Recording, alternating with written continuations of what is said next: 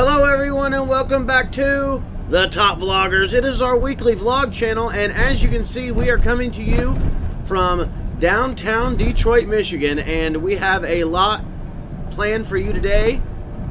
As we travel in Detroit here, we are going to show you a few different things. One of them is going to be the spirit of Detroit. And we will also show you a statue that they put up of Joe Louis's arm. And I will also take you by the Heidelberg Project as well. And as you can see, the beautiful skyline and all of the skyscrapers that are here in Detroit, Michigan on this bumpy road. And we will definitely continue on and get to our destination, and we will see you there. Well, that's a beautiful church.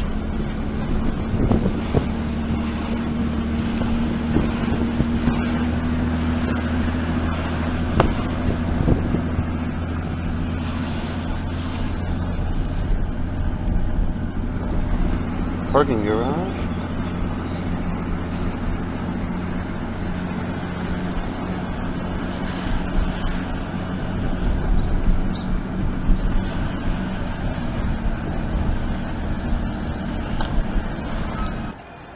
Unveiled on September 23, 1958, the spirit of Detroit hails from the glory days of Motor City artistry, from towering tail fins on its cars to a 26-foot-high cross-legged man in front of its municipal building. The statue was dubbed the Jolly Green Giant long before there was a real Jolly Green Giant statue. Sculpted by Marshall Fredericks, who was paid $58,000, it was considered the largest artwork cast in Europe since the 16th century. The spirit of Detroit actually has nothing to do with Detroit in particular. The green guy is the spirit of man. The spiky ball in his left hand is God, and the gesturing people in his right hand are the human family. The family is filled with nobleness of God through the spirit of man, although it's unclear if the green guy is always out there waiting to be helpful or is just created whenever there's a power transfer. Fredericks spent 3 years creating the spirit of Detroit, and then on a roll, a year later, he sculpted the giant Jesus for the world's largest crucifix. This thing is truly, truly beautiful. I wish you guys could be here in person to see this. I mean, it's remarkable how beautiful this thing truly is, and it goes all the way up. Like, wow. Holy smokes. Yeah, like it's. Holy Nike. It is a very very big building and a monument, and got the Jolly Green guy right there in the middle. So, and it's beautiful, and as you can see, you can totally take a gander up there and see those.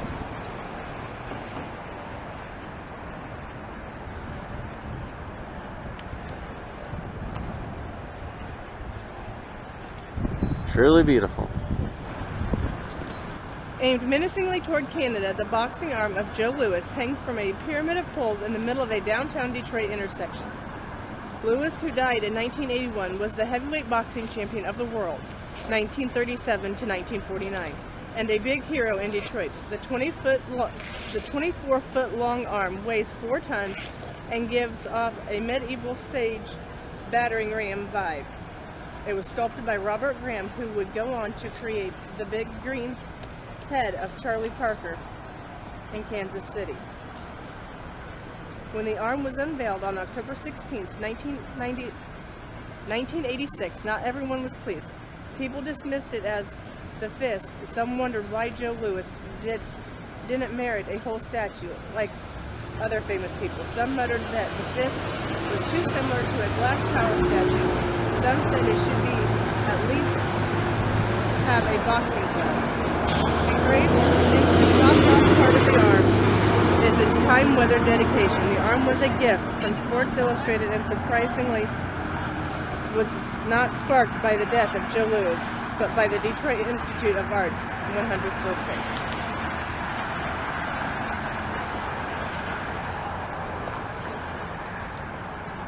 We're going to take a closer look here.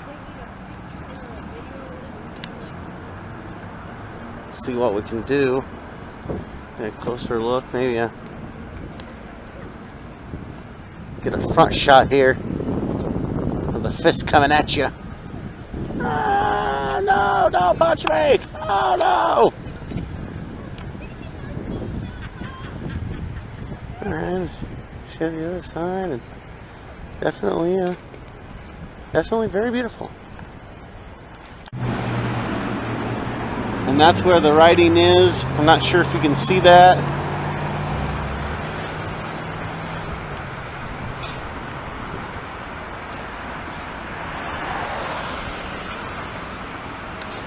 There it is.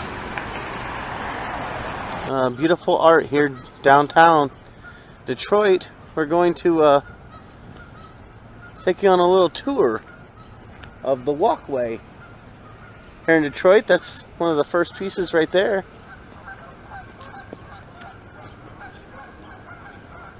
I'm going to go show you some more. Take you on a little trip in the Walkway, down the Walkway. Here we go.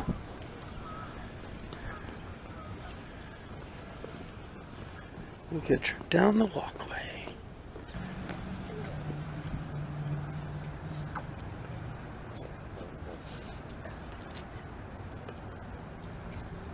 A well? It's a very deep subject. Looks too big.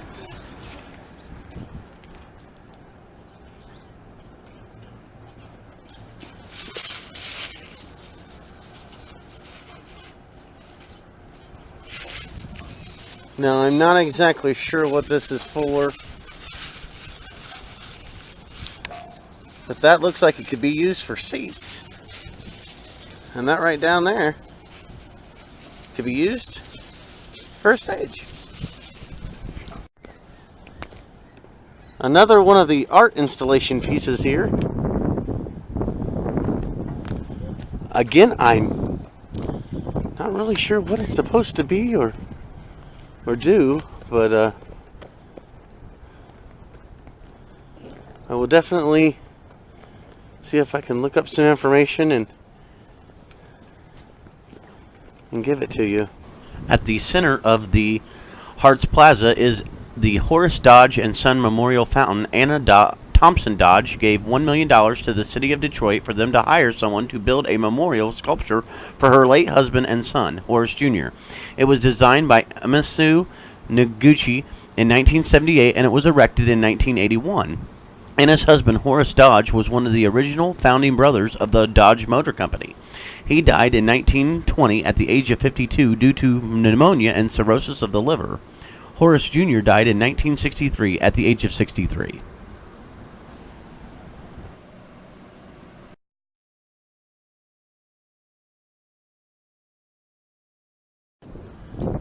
I'm not sure if you can see that.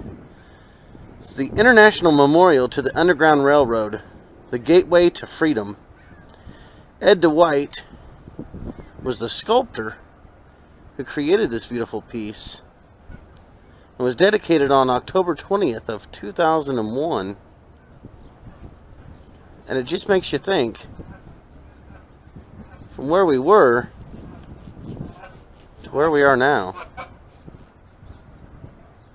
Take a gander, there's a beautiful big boat down here. Looks like it says Detroit Princess. So, and there's some beautiful water down there as well. We're going to go ahead and take a look. You can see the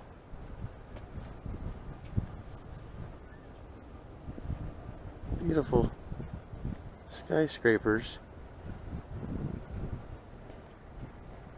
across the water. Here's another view of the sculpture from the other side.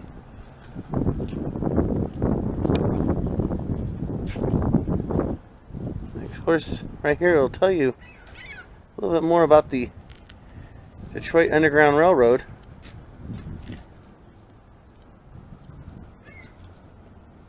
How beautiful is that? High and Mighty Joe's Wild Animal Kingdom.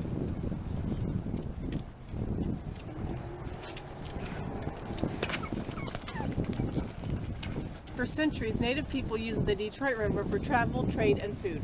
From 1701 to the mid-19th century, French, British, and American settlers used the river the same way. After 1870, companies that processed steel, chemicals, pharmaceuticals, and manufactured ships and stoves located on the riverfront and dumped industrial waste into it. The growing city of Detroit sent sewage into it. By 1930, pollution was a major problem. Cleanup efforts since the 1970s have restored the river. Today, the Detroit River is a recreational resource, and more greenways and habitat are being developed along its banks.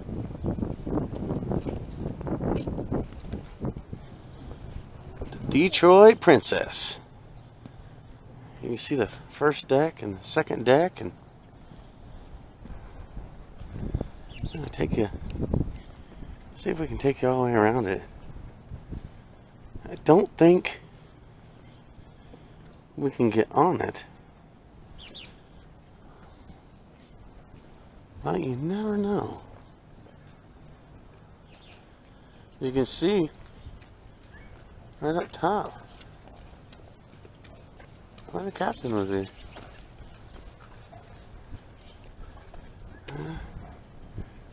Does look like it's blocked off. I don't think we can get to it.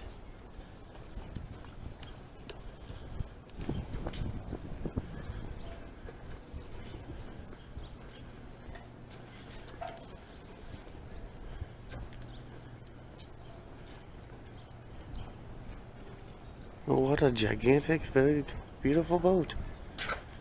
The Detroit Princess. The Detroit Princess Riverboat. You can buy tickets online or call 1-877-338-2628 and get tickets now. They also do proms and homecomings. So that is what this is. It is the Detroit Princess Riverboat. Tyree Guyton's colorful junkscape of art-encrusted houses has run afoul of Detroit's politicians in the past, but today is a paragon of post-suburban visionary art. It's all supposed to be gone by 2018, so see it soon. And I'm going to get out. I'm going to take you to see some of it. In 1986, artist Tyree Guyton returned to Heidelberg, the street where he grew up on Detroit's east side, which is where we're at right now, and found it in shambles. Riddled with drugs and deepened poverty, bruised by the loss of 3 brothers to the streets, Guyton was encouraged by his grandfather to pick up a paintbrush instead of a weapon and look for a solution. Armed with a paintbrush and a broom and neighborhood children, Guyton and his grandfather began by cleaning up vacant lots on Heidelberg Street. From the refuge they collected, Guyton transformed the streets into a massive art environment. Vacant lots literally became lots of art. Abandoned houses became gigantic art sculptures, and Guyton not only transformed vacant houses and lots, he integrated the streets, sidewalks, trees, and even the streets into his mammoth installation, and called the project the Heidelberg Project. The Heidelberg Project, or otherwise known as HP, is an outdoor art environment in the heart of the urban area, as you can see right here in Detroit, around its community, with a mission to improve the lives of people and neighborhoods through art. The theory of change for the Heidelberg Project began with the belief that all citizens from all cultures have the right to grow and flourish in their communities. The HP believes that a community can redevelop and sustain itself from the inside out by embracing its diverse cultures and artistic attributes, and the essential building blocks for fulfilling an economically viable way of life. And what he is doing definitely seems to be working, because it appears that people have had the healing effect, and residents who would never visit the Detroit Institute of Arts or the Detroit Symphony Orchestra have become educated about the art and participate in HP programs, festivals, and forums. They also offer tours and things like that. If you would like to find out more about this, you can go to theheidelberg.org, and there is just a lot of different art around here. I believe that is a yellow shopping cart with a house on top of it. Maybe a barn. War. What is it good for? Absolutely nothing. But as you can see, there is just a ton of different art pieces and beautiful things. As you can see, even the streets are done. So I mean, the streets, that some of the houses, the actual trees and the light poles, and just, I mean, everything is done. Again, if you like what we do here on the Top Vloggers, you can find us on patreon.com/the Top Vloggers, and you too can help out by just a donation of $1 a month. You can help out. And we are also on Facebook, Instagram, and Twitter. All the links will be in the description below. We appreciate you giving us your time to show you all of these wonderful things here in the Detroit area. If you happen to be in the Detroit area, we would recommend that you stop by, give it a gander. And as always, Top Vloggers, out.